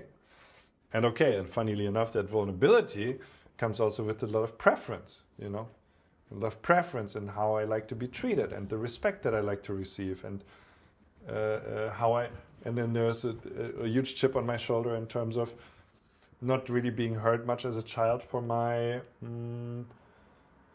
good ideas, for example, how to conduct social situations, or how to treat me again as a child, or how to, all these things. So yeah, there's like a huge, what was before maybe like sort of a steadied seesaw or something. It's like, no, you got to take the blocks out and you got to let it seesaw a lot, That's very paradoxical and very extreme. And yeah, I mean, what can I say? I'm very into myself. I have a lot of preferences that are obviously emerging from me, And then again, like you said in the beginning, if I'm super humble, I can be like, well, it's come to me, in my dreams, or it's something objective, and I try, of course, to think up good things that are objectively useful, and I like to validate them. And I think that takes out the actual narcissism. It's not just I want to control everything. I'm like, I think I have good ideas. But then the weird narcissistic, the secret next narcissistic shadow loop that's looming behind you is like, then to act like it's not good ideas, or to act like you don't want these ideas to come to people. Mm-hmm. Like, why the fuck do I want to be hosting or being invited on a podcast? Because I want to yap. Because I want people to listen to what I have to say, or I just want to say it, or whatever, I just want to, And there are all these lies. It's like I used to do these shows with my great friend Louis, Life and Work and the Rhythm of the Seasons, and we both had that a little bit, like this kind of, we like what we do a lot, but we don't want to admit it.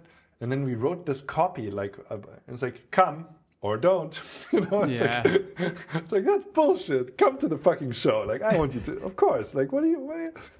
I'm getting over it every day right now. I'm like, and I said in the beginning, I right now I'm like, yeah, actually, what do I want my business to be or something? It's like, well, essentially, I got to be able to yap to some people that listen to me and think it's very great and smart what I say. Like, in turn, I'm happy to listen to them and take them very seriously, right? That's sort of of course, I'm not just some sort of asshole, but there's still the part in there where I'm the shit and I know a bunch of shit. Right? Yeah, and how do I best advertise a business like that? I guess I go on camera and start yapping. I'm really happy that somebody like Rich right now is also taking to that and making videos and putting. And I'm glad you're making the show, and I'm glad you're wearing Johnny's shirt. Because it's a great shirt, and it's Hart's shirt, and I didn't know it was Johnny's shirt, and I bought it. I was like, yeah, that's your shirt. Of course that's your shirt. You look good. It's trying to sell. It's all good. So this out-of-character LARP thing, right, is like, we think we're so much worse than we truly are, even if we lean into our bad qualities or something. But sorry, you wanted to say something. Now the narcissism has really taken me over. Well, to credit yourself first before you start talking is the only way to say something of value. If you're discrediting it as you're saying it, people can't pick it up even if they want to. And they probably won't want to because it's not the vibe. But the thing you said about like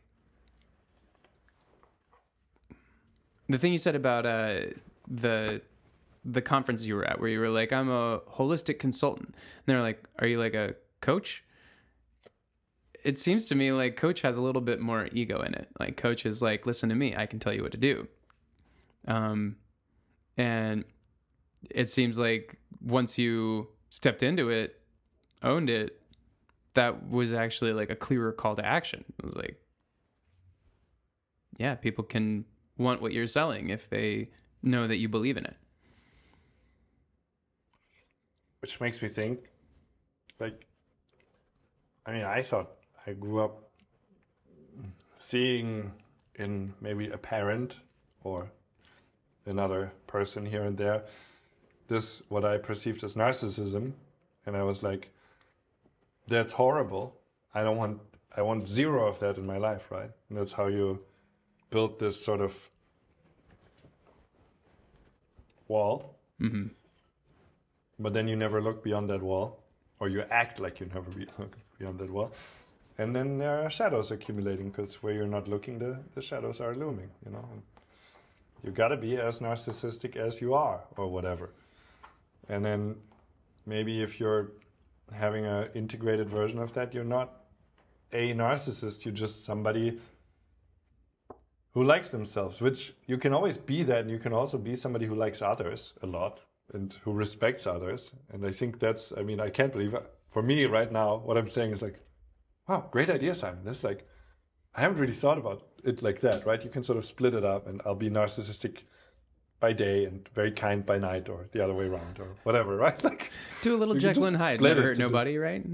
Yeah, exactly.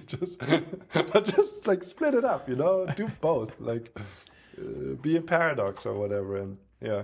Well, I'm also aware we're probably stepping all over the clinical definitions of narcissism, and right. You know, I don't think either of us means that, but yeah, when I think of like what the actual clinical definition of narcissism is, if I understand it correctly, it's a kind of fragile ecosystem where a person is like very attached to putting forward a particular version of themselves, and they're so attached to that they can't be seen. Vulnerability is not an option for a narcissist. And the thing that we're both kind of saying yes to about, you know, putting on the flashy shirt or having the like real copy on our invitation or our business is like, that's a vulnerable move. I'm stating my real opinion and my real preference. I'm giving people space to say no to me. I'm giving people like surface area that they could disagree with. And I am not defended. I'm not armored against their like denial or their rejection or whatever. If that happens to me, I'll take it fully on the face. Like they reject me, I'm going to have that sink in. And so I think that that's not the fragile narcissism that leads to asshole behavior. It's actually just fully showing up. And I don't know that the myth of Narcissus really does a good job of describing that, but yeah, the experience as I've leaned into this a little more since, you know, playing Johnny and then having that integrate into me and stuff has been like, this is more vulnerable than before. And I have less of a like, I have a more fluid sense of self, a less solid sense of an identity, and a whole lot more of like this mystery that keeps changing shape on me, and the, you know, slings and arrows of having preferences get denied or showing up and telling people that I want something and then sometimes not getting it. That's a whole lot more sensitive and real and raw to me now than it was when I was armoring. And so I think actually I was more narcissistic when I was denying myself. Wise words. And the thing I like the most is that you said that's not narcissism, that's just fully showing up, right? And I think that if we couple that, then sort of the which way around is it? Maybe this way. The fear of narcissism. Huh? Widdershins. I wasn't sure which one is up, but let's say the fear of narcissism. We're like, I'm not going to be narcissistic, so we're blocked here, and it sort of blocks the ascent that the ladder that we climb to fully showing up, to make a test of how loud our voice can be, or how indulgent the story, or how long the pause I can make to, you know, create a little bit of tension, or whatever the theatrics it is that I want to engage in now and today. I'm like, oh no, that's narcissistic, so let me not. But really, I think there's I'm sure we're not the only ones struggling with that, and I think I would say like, yeah, let's follow what you just said and say, let's say the goal is fully showing up, and you know, you can even talk to your friends. I mean, you can bring it back to my little crew here, and it's like, you know, can I be a little bit of can I let my ego fly a bit here, or can I get a little bit? Can I try this? You know, and without, you know, acting like I'm not trying, or, you know, without acting cool, with being like, yo, actually, I want to try something here. And It might not be perfectly calibrated. It might be a bit weird, but maybe we can try. And I think I've seen a lot of people, including me, do a lot of like around the corner, not really head on kind of trying of that. And for me, the biggest ego, narcissism, everything killer right now is like going on going into the market and being like, hey, I have an offer. It's not like sort of, and it's like, I'm going to try to make like living in Berlin money, off of this shit, not just some casual, I've got my sabbatical fund full and I'm gonna experiment. It's like, no, I gotta make money. I gotta sustain myself and go into the market with some sort of holistic magic. It's like, how do we do that without succumbing to this? That's my edge right now, succumbing to this shying away or like being like, no, this is it. This is what I'm offering. I'm for real. Yes, I'm for real. And I was wondering what your edge is on this topic currently. Like when you say it's a bit uncomfortable, like this is really uncomfortable for me. When I think about myself being like, hello. Well, yeah, like the biggest discomfort for the like present for me is like, will this cost me connection? I have my friends, my community, my collaborators. I've got these people that I work with. If I do like say yes and show up more fully and take up space, are people going to feel taken from? Are they going to retreat from me? Are they going to feel that there's something emerging from me that's dangerous or harmful to them or just distasteful? Like, will they all back away slowly and I'll be left here on my own? And I think like the trade-off that had me in the first place avoiding any sort of ego or narcissism or whatever was just the fear that like I would not be acceptable to people if I was accepting myself.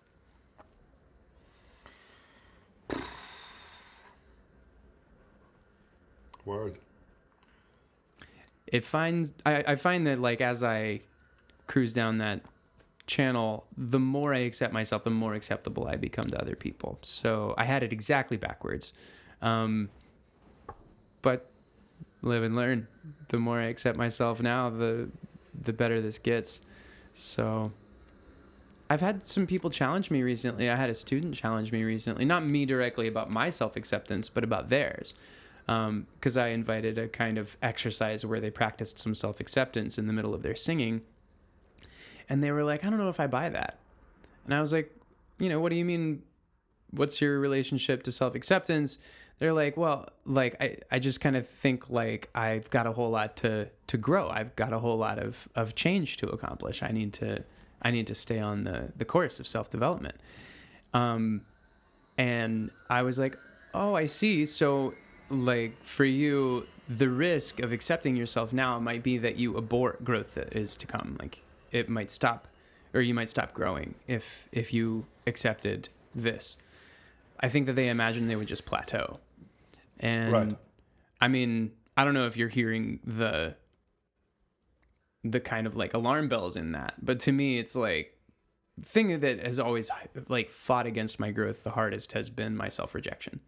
Like plain and simple, I would have been growing a lot deeper, a lot faster, and a lot more in the right direction if I had been just like, yeah, go do it. Like, you're the right kind of guy, go ahead and do it.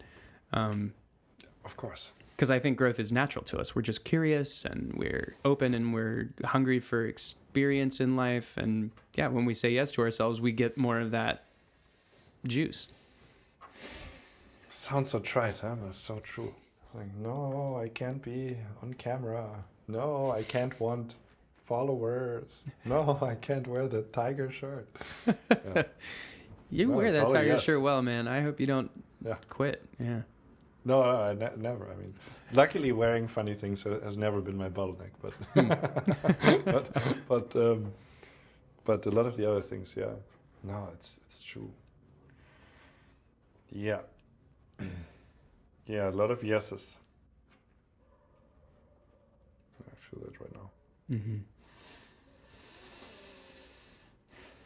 Okay, I have one parting question You could take this to be about Tree Week, or perhaps about building community, or maybe building your business. But in the process of building something,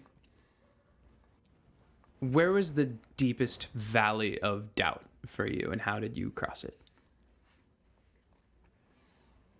In the process of building something, where's the deepest valley of doubt and how to cross it?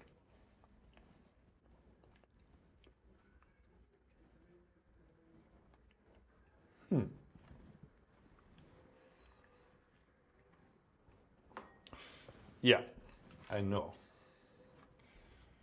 It's in the beginning. It's, should I do this? Should I start it? Should I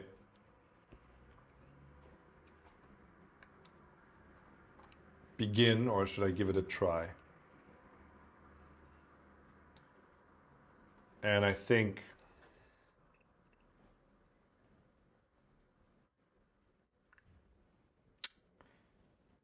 a lot of things in my life are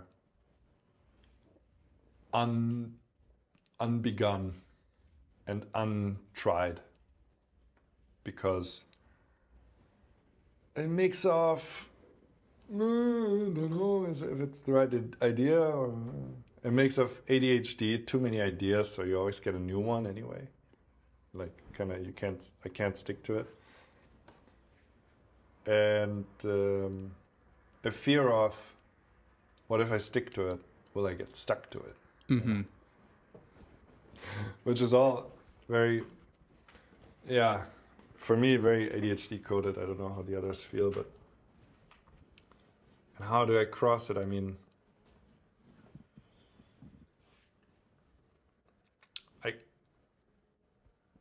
Tree Week became real when I asked people, hey, if I do this, would you help me? Or I tweeted like, should I do it? And then people like Rich were like, go do it, you know. And I'm like, okay, right. You would say that, Rich, but okay, I'll take it at like face value, let's say. And he, I know he meant it, but you know, it's like Twitter, somebody says something, whatever. But I wanted to do it, of course, and I felt the call. But the most important part was, I think, to know that I had real people to count on. This year for Tree Week 2, come to Tree Week 2, it was the same. My team kind of dispersed. And I decided for this year to not do an ego trip. I was like, no, I'm only going to do it if I have a team, because the ego trip also costs too much energy. Mm-hmm. I need a solid org. So I was ready to cancel, but then I was like, no, I'll collect a team together. And with a team, I can do it. That's for me. I think it's really be with others in it. Or have for the other thing where more solopreneurial is like, okay, then either I have a first customer or like a business partner. So I'm not solo, you know. It's always about the others for me. I love doing things together. So fun. Mm-hmm. I love talking to others. I can talk to myself. It's a good skill to learn. But it's about the others. And the same with Berlin Gravitational Field Community Building. Positive Loop he's effectively the guy who's hosting, who took the scepter of, okay, we'll host every 2 weeks, you know. You know, maybe I can host, maybe can host, but he's the guy who's here, you know. And he's very reliable in that, and I think so that part's really not up to me anymore. It feels great. So it's the others. With the others we build a bridge, I suppose. Mm-hmm. That completely resonates, and it clarifies something for me. It was not the answer I was expecting you to give, and it really was like terrific. The things that don't get off the ground for me are really similar. They're shaped the same way, and I didn't see that till right now. I do a lot for myself. That's just like, I don't publish that music. I just wrote it because I needed to. Or I don't like publish my journal pages, but I journal almost every day. And I do take care of myself. I show up for myself really consistently in those ways. But then I do find it hard to like show up for myself if I've started some sort of creative launch or a project to share something, because the reality is I'm not doing that share move for me. I'm making this stuff for me either way. I'm doing the sharing stuff for other people. And if I know who I'm sharing with or who I'm showing up for, then there's some kind of like extra fuel in my tank. I have that kind of like accountability. Accountability is such a like dry word for it. It's like, I've got the love. I know this is a gift for somebody. Yeah. Get up at 5 a.m. I don't give a shit. I've got a client. I got to go to Hamburg. I don't know. Yeah, exactly. Yeah. It's a night and day. Physical. It's a whole nother world with others. It's great. Well, I've so enjoyed having this long yap with you. This is such a great early episode. It feels like it just helps set the tone for everything I want this podcast to be about. Thank you for meeting here. Thank you. And you're a great interviewer. And I have also thoroughly enjoyed the app. And I'm going to take this with me. I've got some yeses to say to myself. So thank you for that. Awesome. Can I give my listeners one reminder of where to find you online, how to come to Tree Week, etc.? For sure. Tree Week is in September in near Berlin. All the logistics are well taken care of, and it's in mid-September, 15th to 21st, I think. And you're all very welcome. Tickets drop on June 27th, which is in 2 days, probably before you will release this later, I assume. Yeah. And you can go to simonohler.com, myname.com/treeweek-2, or you can like click on my Twitter profile, Simon_Ohler, OHLER, and I'll link it there. And see you at Tree Week. That's my only ask of you. Come to Tree Week. It's going to be great. Thank you. I'm going to do my best to be there. Yeah, I hope you come. I mean, we got to do some jamming. Yeah. We got to lay down the funk. That's right. We got to wear some shirts. We got to wear some shirts. Let's go. Yeah. All right, I'll bring the Johnny shirts. You bring the Tiger shirts. Yeah, promise. All right. Well, I hope to see you at Tree Week. Take care. Yeah. See you around, Hart. Ciao. Bye. Before we go, a brief message from my sponsor, me. I am a transformational creativity coach. I help you unlock your creative abilities, use them in more of your life, and activate your own personal transformation. I got good at this work by doing a decade of private teaching and by coaching myself out of a deep emotional and cognitive rut. I used to feel like I couldn't freely express myself in any of the domains I wanted to. From music to writing to business to social and romantic connection, I felt like I was walled off from the inside. I tried a ton of approaches: books, teachers, retreats, meditations, affirmations, rituals, supplements, psychedelics, support groups, accountability packs. You name it, I tried it. And I tried everything really hard. For over 10 years, my progress mostly stagnated. But a few years ago, I found a turning point and my progress took off in a new direction. And now I have the kind of creative freedom I would not have believed was possible when I started. Last year alone, I wrote and performed 17 songs and 2 immersive plays. I joined an arts community, created a group course for singers, and met the partner of my dreams. And despite all the work it took, it was the least effortful year of my life so far. I felt like a kid at recess.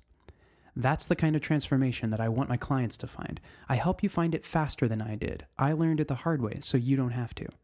To book a free consultation with me, click the link in the show notes and pick a time on my calendar that works for you. I'll look forward to meeting you.